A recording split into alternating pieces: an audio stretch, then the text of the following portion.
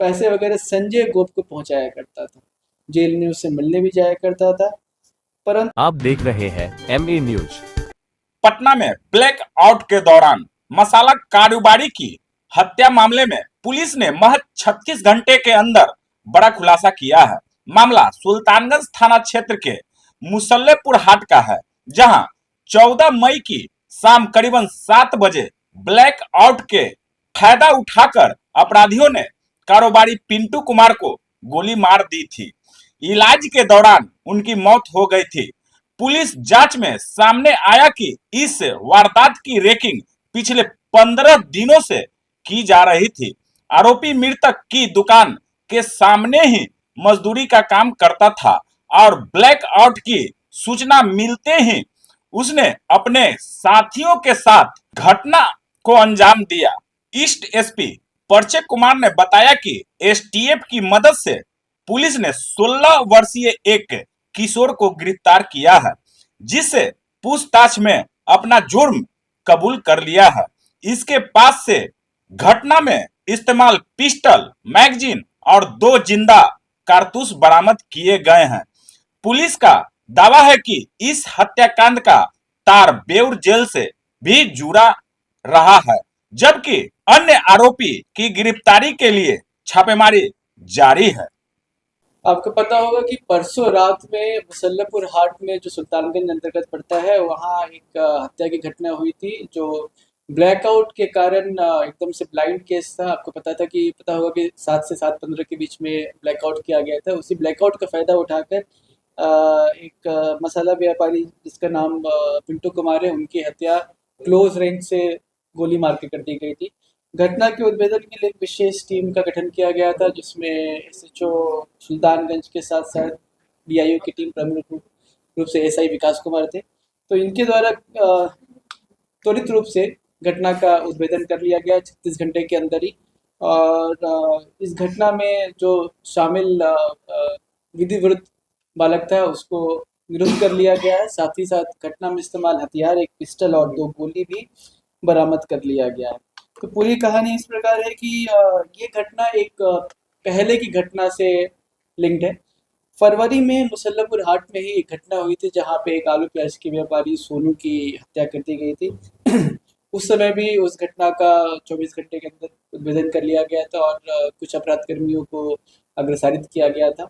और उसमें से जो 2 प्रमुख अपराध कर्मी थे, एक था विक्का उर्फ विकास और दूसरा था संजय को।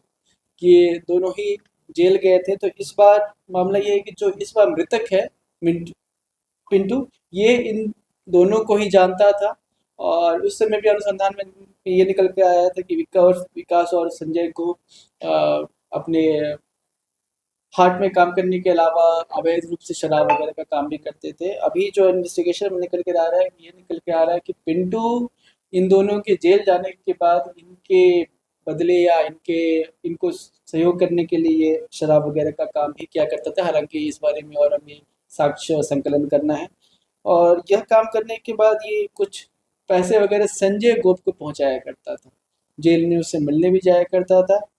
परंतु ये संजय गोप को पैसे देता था, परंतु ये विक्का और विकास को नहीं दिया करता था। इसी बात से गुस्से में आके विक्का और विकास के द्वारा पिंटू की हत्या, जो नाबालिग अपराधकर्मी निरुद्ध हुआ है, उसके द्वारा कराई गई।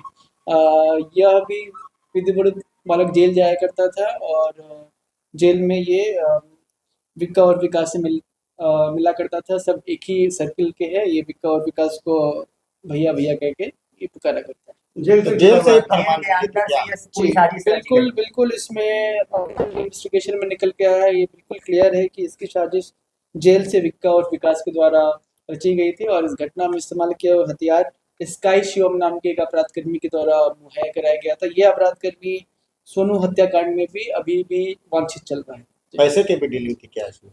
पैसे की बात अभी तक निकल के डायरेक्टली नहीं आई है। वही निकल के आई है कि पिंटू के द्वारा संजय गोप का काम करते हुए उसे पैसे पहुंचाए जा रहे थे, परंतु विक्का और विकास को नहीं पहुंचाए जा रहे थे। तो इस पूरे घटनाक्रम में कहीं ना कहीं जो मृतक है, उनकी भी अवैध गतिविधि प्रकाश में आई है। संजय गोप का क्या रोल था? संजय गोप और विक्का और विकास दोनों ही सोनू हत्याकांड में पकड़ के जेल गए थे उस अपराध में।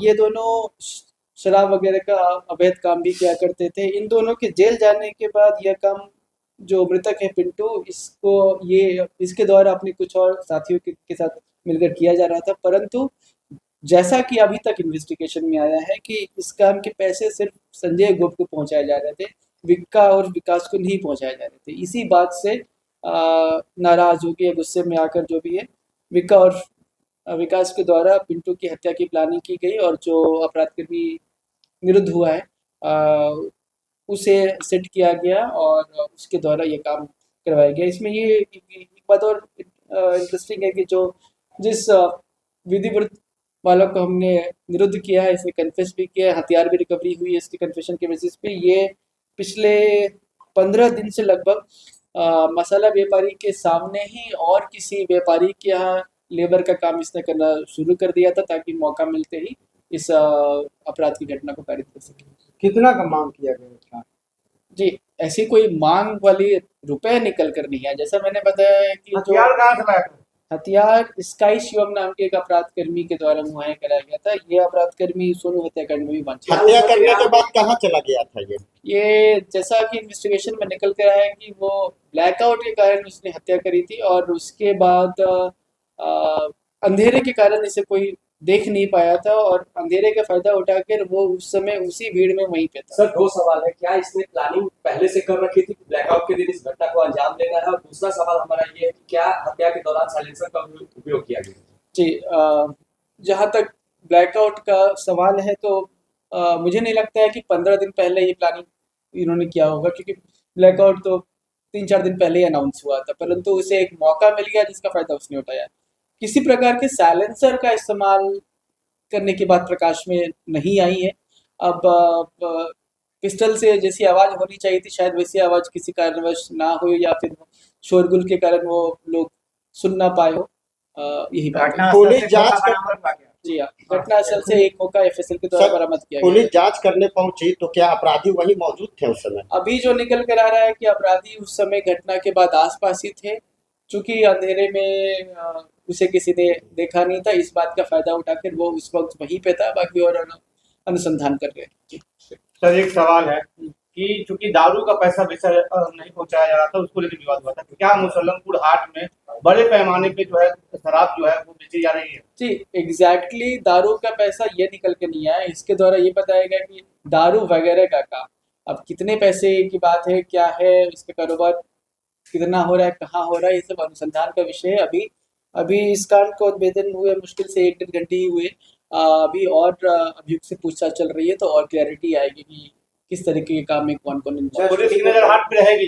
जी हाँ, पुलिस की नज़र लगातार हाट पे रहेगी और जो हाट के मैनेजमेंट है उनसे भी हम आग्रह करते हैं कि ज़्यादा से ज़्यादा कैमरे वहाँ लगाएं। काफ़ी भीड़-भाड़ का एरिया है और व्यापारी और जो भी ग्राहक है उनकी सुरक्षा के लिए ज़्यादा से ज़्यादा कैमरे वहाँ पे लगाएं। और बिहार पब्लिक सेफ्टी एक्ट के अनुसार इनकी बाध्यता भी है कैमरे लगाने। इस घटना में कुल कितने लोग शामिल थे? इस घटना में अभी तक जो अपराध एग्जीक्यूट करने में तो एक ही अपराधी है, उसके अलावा अभी तक प्लानिंग और हथियार मुहैया कराने के हिसाब से 3 अपराध कर्मियों के नाम निकल के आया है।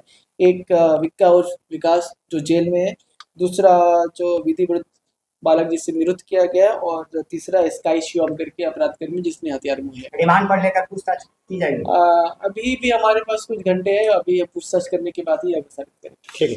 इस मामले में संयुक्त कार्रवाई हुई है, एसटीएफ की भी भूमिका क्या है? जी, एसटीएफ का सहयोग हमेशा रहता है। इस मामले में पूर्वी क्षेत्र के डीआईओ और सुल्तानगंज के द्वारा प्रमुख रूप से कार्रवाई की।